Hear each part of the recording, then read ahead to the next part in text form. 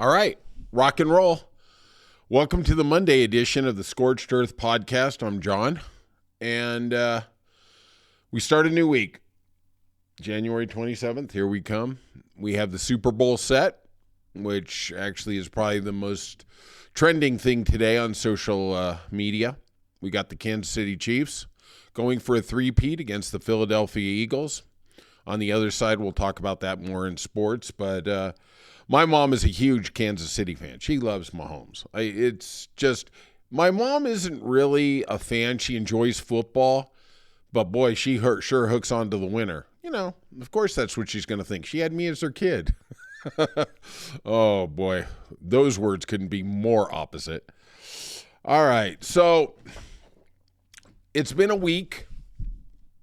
Today will be the 7th day since Trump pardoned the 1,500-plus rioters from January 6th, the ones who injured over 100 police officers.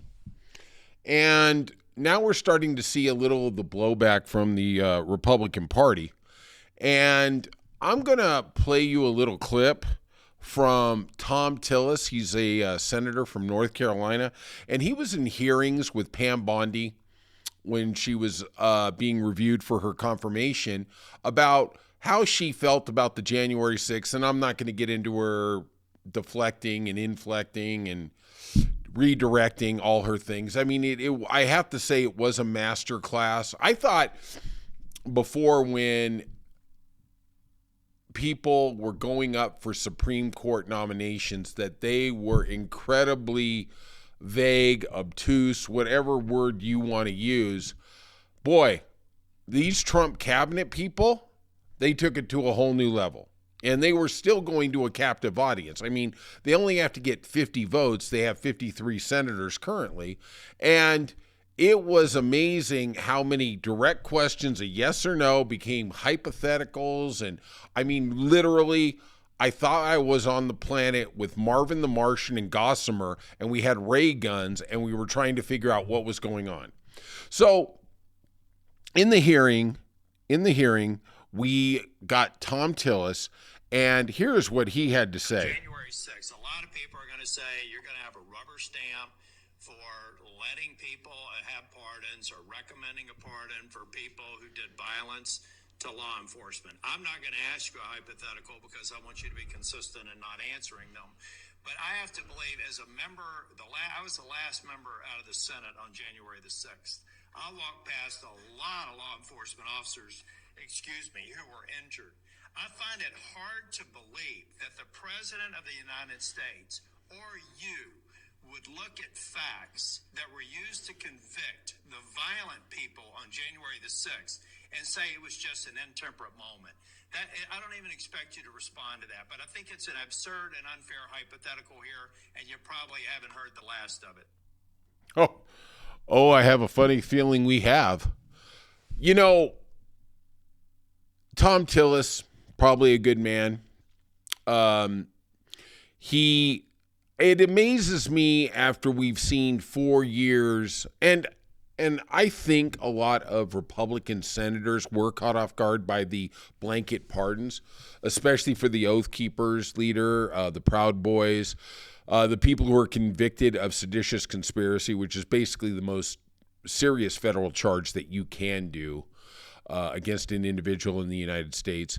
And I wonder what it was like in that little meeting when all of a sudden they're with their aides, they're all looking at their phones, and they go, oh my gosh, Trump just pardoned everybody. And, you know, the come to Jesus moment, whatever you want to call it. And he was interviewed by Fox News in Charlotte yesterday, and he says, I just can't agree with this. So his solution was to increase penalties for assaulting an officer and also the death penalty for killing an officer. Well, you know what? You know, we've seen your true colors. I mean, how can you in any way, shape, or form with a straight face act like you are the friend of law enforcement? And like we've talked about on previous podcasts, law enforcement overwhelmingly supported Trump. Okay, that's what cops do. They support the Republican ticket just like the military does, whatever. But can you imagine a world where we had a Democrat that did that exact same thing? I mean, there would be assassination attempts. There would literally be the end of civilization as we know it. It's just amazing the things that they accused Obama of. Forget the birther thing, that Obama had no respect. I mean, I remember one time that he didn't have the right color shirt on, and that was just some big thing, or he didn't salute properly to somebody at Air Force One. I mean, the things that were just there were just so crazy going down the hole. And now we have a man, and I'm going to bring it up every week. And just a little viewer note, tomorrow is going to be our grocery store update on how those prices are going down. I don't know. I'm a betting man, but I've got a funny feeling they're not going to go down. But let's see where we are.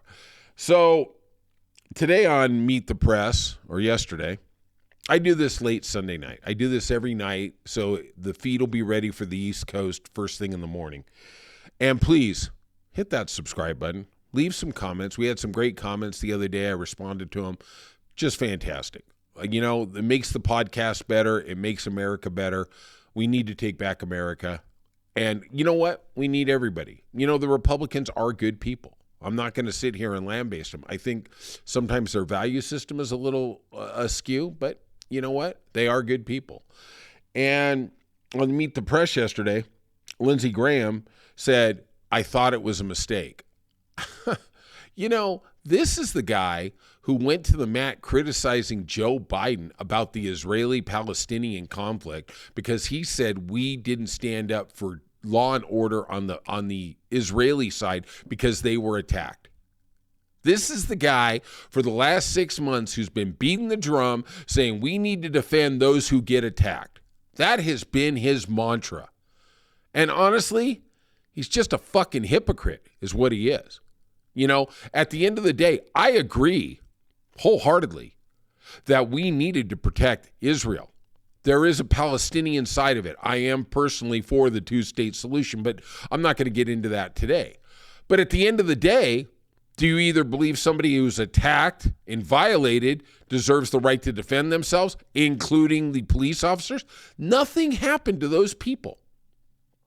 Two of the people who had 18-year sentences were going to go into jail last week.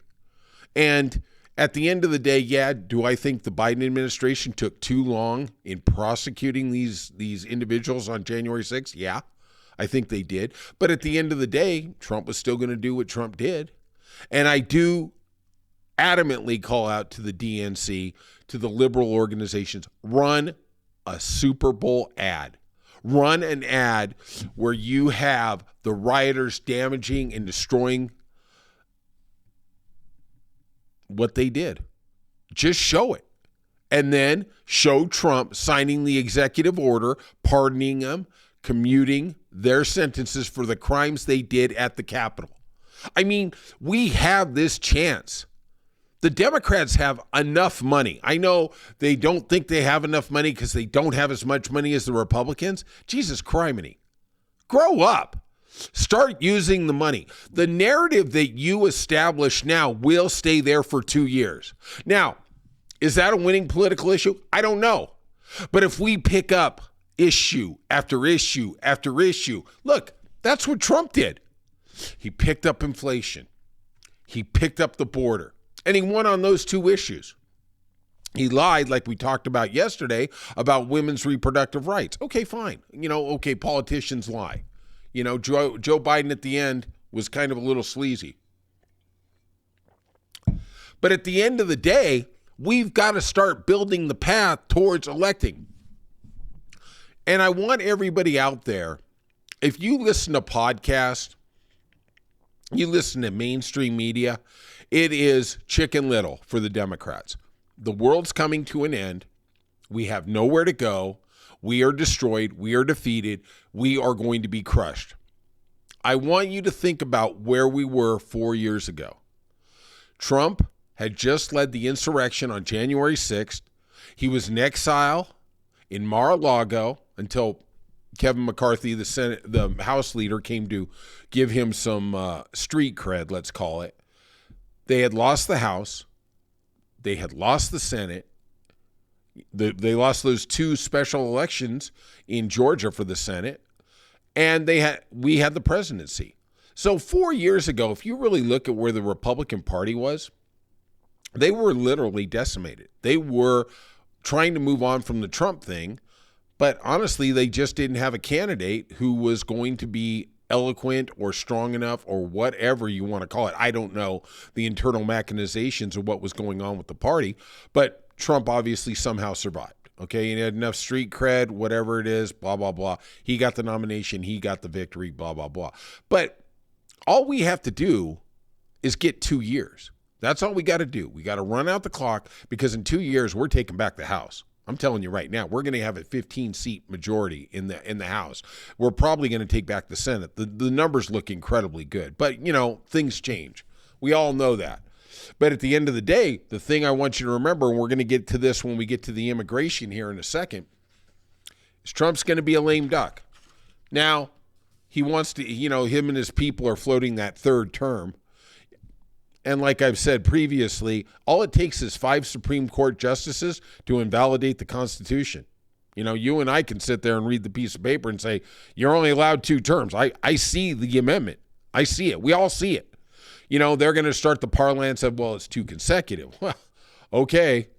It's kind of like Clinton after the Monica Lewinsky grand jury testimony when he started coming out, and say, he told everybody he didn't have an affair with her, he didn't sleep with her, blah, blah, blah. And then in the grand jury, he told the truth, and he starts, well, what does it mean? I'm like, oh, Jesus Christ. And, I wasn't a Clinton fan back then. I was a Republican back then, and George Bush, he changed me. He altered that whole landscape. But Trump is going to try and use parlance, whatever. Honestly, the Supreme Court doesn't rubber stamp as much of his stuff as you would think.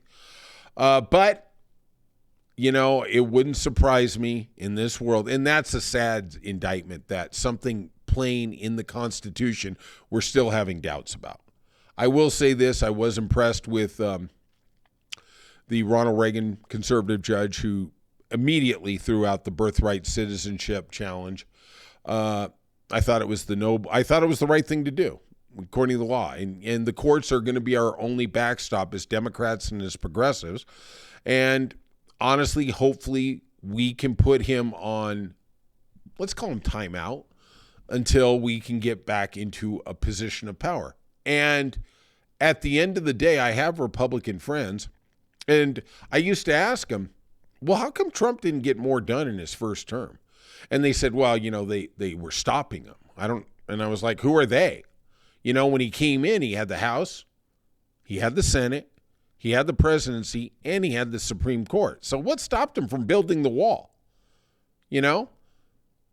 I do know we see varying degrees of what it was, but MSNBC, okay, let's throw them out. But CNN reports that he only finished 218 miles of a wall, on a 2,200 mile area that they needed to do. Okay, he got 10%, but why didn't he get the wall done? Why didn't he get more than trying to overthrow Obamacare? He didn't even get that done. And the tax cut for the rich, which they're going to try and reinstitute, which we'll get to in another podcast about what's going to happen with these big reconciliation bills coming down the pipe. And I think the Republicans are idiotic to put them all in one bill, but, we will see. So let's head over to the immigration. A nice way to start your Monday. I hope your weekend was good. And hit that subscribe button. Come on. So Trump this weekend deported 2 planefuls of people, and it was reported by CNN that they sent 2 military planes full of illegal aliens to Colombia, and Colombia didn't accept them. Well, this didn't go over very well with President Trump, and CNN reported that they refused it, And immediately Trump and the White House issued an edict saying that there would be an immediate 25% increase in tariffs for Colombian goods. And if they didn't accept it, a week later, it would go up to 50%. Late Sunday night, it seems like the Colombians and the White House seem to have come to an agreement that now they will take all the illegal Colombian aliens, let's call them that, which, where are we going to get our Coke here in L.A.? You know, if you get rid of them, I mean, come on. Isn't that an essential worker? No. But Colombian President Prieto had to negotiate it, probably didn't have a lot of leverage. But the thing that is surprising me is I'm not hearing anything on the Mexico front. Let's be candid about that, is most of the illegal aliens he wants to deport are going to Mexico. But according to CNN, we have over $180 billion of commerce that goes from our country down to Mexico. Now, that's a pretty significant amount of money. I'm sure they have, I didn't see how much they had to come back into the United States, but it doesn't matter. I'm sure it's significantly more. But at the end of the day, if you're going to put tariffs on it, okay, they're going to put tariffs on your stuff. And, you know, the automotive industry assembles quite a bit of their manufacturing base in Mexico, and then they bring them up here and in agreements with the UAW or whatever, you know, a worker gets to put together a panel from Taiwan, another panel from China, and one from Mexico in the U.S., and it's considered American made. I don't understand that logic. To me, I don't know if it's Democrat, I don't know if it's Republican, but it's just stupid. But at the end of the day, do we want to take a $70,000 truck and pay $90,000 because it's all made here in the U.S.? You know, everybody sits there and goes, I want made in the USA. And I'll give you an example. I live here in the mountains outside Los Angeles, and it's a small mountain community, and we have a grocery store. We don't even have a traffic light. I mean, this is like Mayberry in LA, right? We got snow today. We got a little supermarket. We got a little hardware store. And we got a couple little assorted things. You know, it's a quaint little community. It's really corny. We have a 4th of July parade. The little kids and the little boys and little girls are kings and queens for a day. They're in the back of pickup trucks. They're waving to the crowd. It's such a beautiful thing. I love going in and soaking it in and realizing to these kids, this is going to be the highlight of your life. I don't want to tell them that because it's going to be too depressing. Wait till you find out what bills are. Wait till you find out what rent is, okay? Enjoy this moment in the back of that Toyota pickup truck. But up here, it's amazing.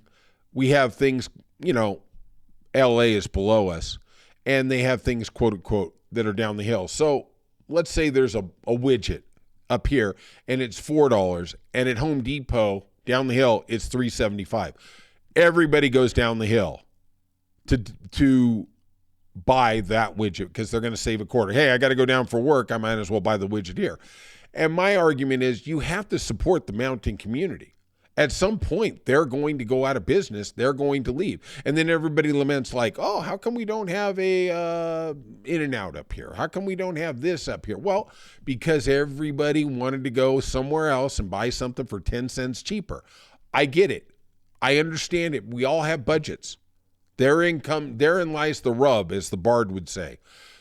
People only have so much money. They got to figure out a way to make it stretch. I understand that, but don't sit there on the other hand and go, you know, I want everything made in America. Well, okay, let's go around the house and see how much stuff was made in America. Okay, this table was made in America, but that's probably about it in my house.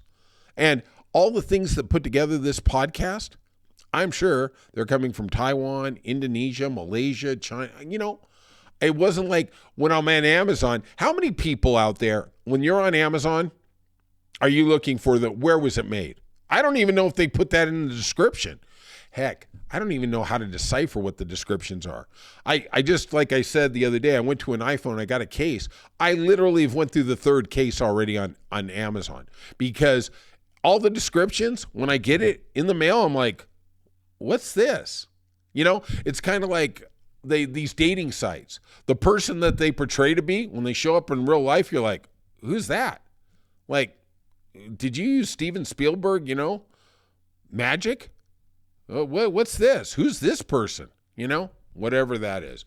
And I don't think people care only until the politicians start rabble-rousing. That's what they do. But we have an interesting situation going on with immigration. And NPR is reporting that Ron DeSantis, the governor of Florida, is calling for a special session of the Florida legislature, which is not supposed to meet till the middle of February, to assist the Trump administration in immigration and deportation issues. Now, obviously, this is code for Ron DeSantis wants a position in the cabinet, in the administration when his term ends in 2 years. Term limits out. Sorry, your 8 years are over. Get the F on. It's over, okay, bitch boy? So he wants to assist Trump. He wants to assist ICE. He wants to pass legislation allowing local municipalities to work in concert with the feds. Let's just call it the feds. But yesterday, he was met by opposition from the top Republicans in the House and the Senate in the state of Florida. Then that would be Senate President Bell Albitron and House Speaker Daniel Perez have said that they will decide what legislation we will consider. Now, here's where the infighting really hits a peak. DeSantis is obviously in the last 2 years, he's a lame duck. That's where Trump's going to be in 2 years. We just got to hold on. We just got to hold on for that 2 years. And the rumor mill that I'm seeing, and I am not politically tied into the state of Florida, okay? But I saw 4 or 5 different, I'm going to call them credible because I'm using them, but they seem logical. Let's put it that way, is that the business community in Florida is fighting back behind the scenes against deporting their workers. Now, listen to this amazing stat that NPR brought up. Sit down, and if you're drinking, take a shot. Okay, I'm going to let you do that right now. 1 in 5 people currently in Florida is illegal. Now, I'm looking at that stat, and I'm thinking to myself, my gosh, what is that going to do to that state, to the construction, to the service, whatever? What are these businesses going to do? It is literally going to gut them. And how do you replace them? I mean, the unemployment rate is the lowest it's been in the last 50 years. Where are you going to find these people? And you know what? I remember an old Michael Keaton movie. It's called Multiplicity, where he went in this thing and he just duplicated himself, and each one came out dumber and dumber. Maybe that's what happened with Trump here. We got the Trump 2.0. We get the little dumber. But I am interested to see what goes down in terms of actual deportation. There was a report today in Politico that Trump the administration is telling ICE that they need to increase their quotas up to 1,200 to 1,500 a week. Now, their quota somewhere, it was kind of vague, but it was somewhere in the 800 to 1,000. So they're looking for basically a 25% increase, maybe a 30% increase. And the worry is, Politico was talking about, is that they're going to just start scooping up anybody. It's like if you're going to go to the beach and you're going to go get sand crabs, you're just going to start grabbing anything if they told you got to have 50 before you go home. I'm just going to grab a rock and I'm going to say it's a sand crab. And we've seen before in immigration sweeps that they pick up a considerable amount of people who aren't illegal aliens. Now, look, I can't give you a number on that, but at the end of the day, just think about it logically. They're just going to scoop up anybody and let the next person down the line, they're going to get their 1,500 this week. So what? 300 are going to be let go in 2 or 3 weeks. They don't really care. Next week, we're going to get another number. We're going to get another number. You know, that's just what they do. Look, we all have worked in the corporate setting where our boss tells us, hey, you got to get something done by Friday. And in the back of your mind, you're like, what world are you living in? There's no way. Me and an army of 10 people can't. And then what do? You start cutting corners. Well, I'm not going to fill out that paper. I'll get that next week. You know, I'll fill out that. You know, I'll just hand him the packet and everything will be okay. And then when he comes back to me in a week, you know, and says, oh, you missed this, you missed that. I go, oh, I thought I got that. Sorry. Yeah, welcome to the world. All right. I'm going to end the podcast today on a somber note. And it's something we really don't talk about much in America here. It was 80 years ago yesterday, January 27th, in 1945, that Auschwitz was liberated by the Allies. You know, over 1.1 million people were killed at Auschwitz. It does amaze me that in this world, we still have people like Mel Gibson who deny that the Holocaust happened. I do remember that scene. I remember a lot of scenes from Schindler's List where they're on the train and they're heading there and they're whispering among each other about, well, I hear they kill people. I hear they kill Jews. And one of them looks at him and goes, how can they kill us all? They just can't. They can't kill us all. And unfortunately, he was incorrect. You know, they did incinerate them all. And the Nazis were just evil on evil. But I looked at that and it really I really want to cry thinking about what that beautiful people have been through. There were ceremonies. They had people who survived Auschwitz in their 80s and their 90s, obviously very young children who somehow made it through the cracks. And it was a rather cold day of remembrance, so they couldn't be out there too long. They had to have special tents that had heaters, but the guest speakers were Prince Charles, Macron of France. And just like with January 6th, we can't scrub that. We can't do what Trump's trying to do with the DOJ and pardon all these people, scrub any existence, any memory of what these people did. I'm not here to beat down on the Germans, but they need to be held accountable for what they did. And for the most part, I think the German government is. It's definitely the blackest of blackest stains on the history of a people, and they've tried to move on. But I do want to end this podcast, and please hit the subscribe and leave some comments.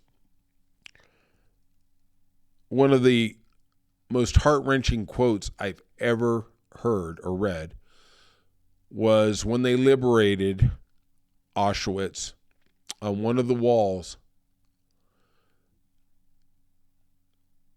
sketched into the stone, was, if there is a God, he will have to beg me for my forgiveness. Incredibly poignant. And it does make you understand how far we have come. And even though we've come a long way, we still have a long way to go. I just want to say I love y'all. Republican, Democrat, Independent. All right. Have a good day.